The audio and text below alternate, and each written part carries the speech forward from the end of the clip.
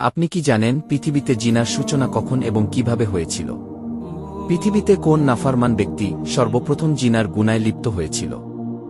এবং ইসলামে জেনাকারীর শাস্তি কি? জানতে হলে ভিডিওটি শেষ পর্যন্ত দেখতে থাকুন। দর্শক, মানবজাতির আদিপিতা হযরত আদম ও মা হাওয়া আলাইহিসসালাম জান্নাতে শয়তানের ধোঁকায় পড়ে নিষিদ্ধ ফল ভক্ষণ করার কারণে আল্লাহ তাআলা তাদেরকে জান্নাত থেকে দুনিয়াতে নামিয়ে দেন। অতঃপর আল্লাহ তাআলার আদেশেই বাবা আদম এবং মা হাওয়া মানবজাতির বংশবিস্তারে সন্তান জন্ম দিতে থাকেন। হযরত মা হাওয়া আলাইহিসসালাম একসঙ্গে জোড়ায় জোড়ায় একটি পুত্র ও একটি কন্যা সন্তান যমজভাবে জন্ম দিতেন। এভাবে তিনি ৪০ জোড়া সন্তান জন্ম দিয়েছেন।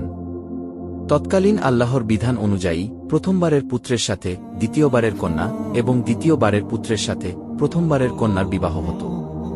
তখনকার শরিয়াত অনুযায়ী এইরূপ বিবাহ দরকার ছিল, কারণ তখন হযরত আদম এবং মা হাওয়া ছাড়া পৃথিবীতে আর কোনো মানবী ছিল না।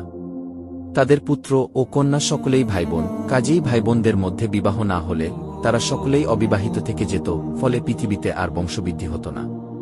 তাই বাবা আদম ও মা হাওয়া আলাইহিসসালামের প্রথম ২ জোড়া সন্তান যথা হাবিল ও লিউজা এবং কাবিল ও আকলিমা ভূমিষ্ঠ হল। শরিয়াত অনুযায়ী প্রথম তরফার ছেলে হাবিলের সাথে দ্বিতীয় তরফার মেয়ে আকলিমার বিয়ে, এবং দ্বিতীয় তরফার ছেলে কাবিলের সাথে প্রথম তরফার মেয়ে লিউজার বিবাহ স্থির হল। কাবিলের যমজ বোন আকলিমা ছিল হাবিলের যমজ বোন লিওজার অপেক্ষা অনেক সুন্দরী। কিন্তু যেদি কাবিল তার যমজ বোন আকলিমাকে বিবাহ করবে, কেননা সে অপরূপ সুন্দরী, কিন্তু তৎকালীন শরিয়াত মতে তারা বৈধ ছিল না। হযরত আদম আলাইহিসসালাম তার ছেলে কাবিলকে বুঝাতে লাগলেন, কিন্তু কাবিল তার সিদ্ধান্তে অনড়, বাবার নির্দেশনা আমলে নিল না। হযরত আদম আলাইহিসসালাম সমস্যায় পড়ে গেলেন। এমন সময় আল্লাহর নিকট হতে আদেশ আসলো, হাবিল ও কাবিল উভয়কে আল্লাহর রাস্তায় কুরবানি করতে হবে। যার কুরবানি আল্লাহর দরবারে গৃহীত হবে সেই আকলিমাকে বিবাহ করবে।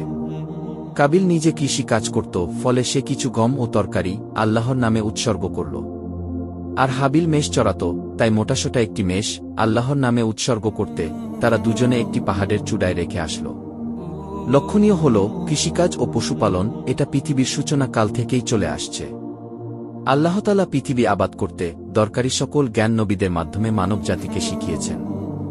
অথচ আমরা মানবজাতি কল্পনাপ্রসূত ভুল ইতিহাস পড়ে থাকি, আদিম মানুষ নাকি কোনো কৃষি কাজেই জানত না। অথচ বাস্তব সত্য, ইতিহাস তার বিপরীত। সুতরাং হাবিল ও কাবিল দুজনের কুরবানি পাহাড়ে জমা রাখা হল।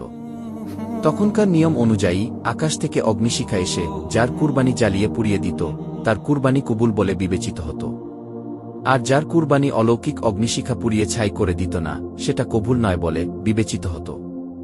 নিয়ম অনুযায়ী একটি অগ্নিশিখা এসে হাবিলের মেষটি পুড়িয়ে দিয়ে গেল, আর কাবিলের গম ও তরকারি যথারীতি পড়ে রইল। কাজেই হাবিল আকলিমাকে বিবাহ করবেন তা নির্ধারিত হয়ে গেল। হাবিল ছিল সহজ সরল প্রকৃতির এবং ধর্মপ্রাণ, আর কাবিল ছিল শয়তানের অনুগামী হিংসুক। কাবিলের কুরবানি গৃহীত না হওয়ায় তার মনে হিংসা উদ্বেগ হল। সে এতটাই উত্তেজিত হয়ে পড়ল যে ক্রোধের বশবর্তী হয়ে হাবিলকে হত্যা করার মনস্থ করল। কুরআনে আল্লাহ তাআলা ইরশাদ করেছেন, অতঃপর তার অন্তর তাকে তার ভাইকে হত্যার প্রতি উদ্বুদ্ধ করল এবং সে তাকে হত্যা করল, ফলে সে ক্ষতিগ্রস্তদের অন্তর্ভুক্ত হয়ে গেল। আর এটাই ছিল পৃথিবীর ইতিহাসের সর্বপ্রথম মানব হত্যা। হাবিলকে হত্যার পর কাবিলের মনে ভয় হতে লাগল যে পিতা জানতে পারলে ইহার কঠিন বিচার হবে। তাই হাবিলের মৃতদেহ কি করা যায় বা তার লাশ লুকিয়ে রাখা যায় কিনা চিন্তা করতে লাগল। সুপ্রিয় দর্শক, আজও হত্যাকারীরা কাবিলের মতোই কুচিন্তা করে থাকে। বর্ণিত আছে, কাবিল তার ভাই হাবিলের লাশ ৭ দিন পর্যন্ত কাঁধে বহন করে বিভিন্ন জায়গায় ঘুরতে থাকে, কিন্তু কি করবে কিছুই বুঝে উঠতে পারছিল না। এই পরিস্থিতিতে কাবিল দেখতে পেল ২টি কাক মারামারি করতে করতে একটি অপরটিকে মেরে ফেলল। তারপর জীবিত কাকটি তার ঠোঁট দ্বারা মাটি খুঁড়ে গর্ত করে মৃত কাকটিকে ওই গর্তের মধ্যে পুঁতে উপরে মাটি দিয়ে সমানভাবে ঢেকে উড়ে চলে গেল। কাবিল ব্যাপারটি মনোযোগ সহকারে প্রত্যক্ষ করল আর ভাবল, আমি যদি কাকের ন্যায় করি সেটা তো ভালোই হয়, আমার একটা কাকের সমান বুদ্ধিও নেই। অতঃপর সে কাকের প্রদর্শিত নিয়মে মাটি খুঁড়ে হাবিলের লাশ মাটির নিচে পুঁতে রেখে চলে গেল। আল্লাহ তাআলা বলেন, অতঃপর আল্লাহ তাআলা এমন একটি কাক প্রেরণ করলেন, সে মাটি খনন করেছিল যাতে তাকে শিক্ষা দেয় যে আপন ভ্রাতার মৃতদেহ কিভাবে আবিত করতে হবে। মাটিতে পুঁতে রাখার পর কাবিল বলল, আফসোস, আমি কি এই কাকের সমতুল্য হতে পারলাম না যে আপন ব্রাদার মৃতদেহ মাটি দ্বারা ঢেকে দেয়। অতঃপর সে অনুতাপ করতে লাগল। অতঃপর কাবিল উক্ত নিয়মে নিজ ভ্রাতার লাশ গোপন করে ফেলল এবং সে নিজে খুবই লজ্জিত হয়ে গেল। পাপিষ্ঠ কাবিল বাড়িতে ফিরে এসে তার বোন আকলিমাকে নিয়ে বাড়ি থেকে পালিয়ে গেল।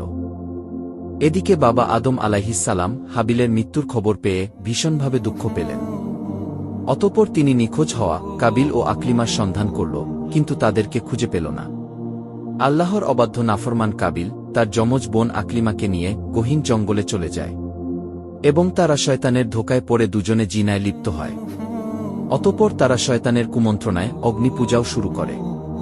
তারিখের বর্ণনা অনুযায়ী কাবিল ও তার যমজ বোন আকলিমা সর্বপ্রথম পৃথিবীতে জেনায় লিপ্ত হয় এবং তারাই সর্বপ্রথম প্রকৃতি পূজা শুরু করে।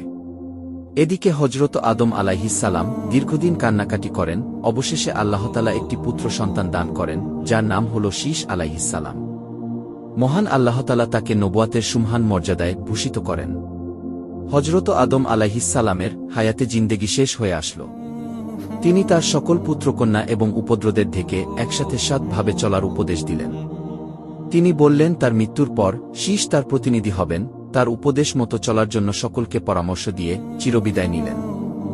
আদিপিতা হজরত আদম আলাইহিসসালাম ইন্তেকালের পর হজরত শীশ আলাইহিসসালাম তার প্রতিনিধি হলেন। সুপ্রিয় দর্শক, জেনাকারী ব্যক্তি যদি অবিবাহিত হয় তাহলে তাকে 100টি বেতের আঘাত ও 1 বছরের দেশান্তর করতে হবে। আর যদি সে বিবাহিত হয় তাহলে তাকে রজম তথা পাথর মেরে হত্যা করতে হবে। আর অবশ্যই শাস্তি জনসম্মুখে প্রকাশে কার্যকর করতে হবে। এটা হলো জেনাকারীর দুনিয়ার শাস্তি। আর পরকালে রয়েছে কঠিন আযাব যদি সে ইস্তেগফার না করে মৃত্যুবরণ করে। হে আল্লাহ, আপনি আমাদের সকলকে মহাপাপ থেকে হেফাজত করুন।